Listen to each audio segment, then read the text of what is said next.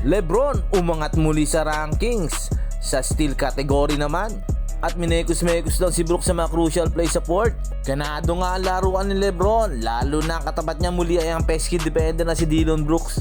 14 out of 19 pala si LeBron sa field na may 73.7%. Miscore nga ito ng 37 points na may 8 assists, 6 rebounds at 3 steal. Ang steal niya laban kay Sengun sa third quarter ay nagpaangat sa kanya sa NBA all-time steal leaders. Mula number 9 naungusan niya nga si Clyde Drexler para maging number 8. At 100 steals naman ang kailangan ni LBJ para maungusan niya ang legendary na si Scottie Pippen ng Bulls para sa ikapitong pwesto. Sa last 5 minutes ng laro kung saan dikit ang laban, magandang clutch at crucial plays nga ang ginawa ni LeBron. Sa last 30 seconds nga ng game, nautakan ng 2 beses ni LeBron si Dillon Brooks.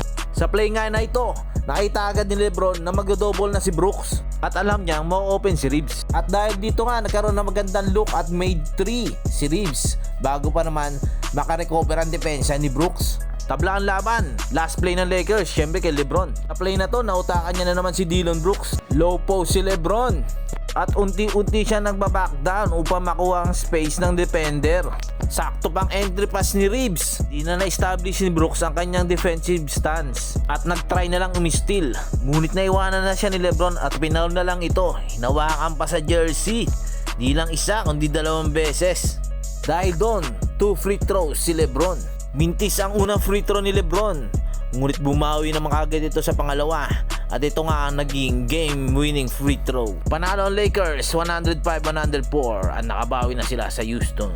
Sa postgame nga, napabilib ang mga analyst na sila Steve Smith at Greg Anthony kay LeBron. Wala pa nga daw sila nakikitang ganong katagal na naglalaro, na ganong kahusay at consistent, na mas malakas at mas mataas tumalong kaysa sa mga batang players. Okay mga kabogs,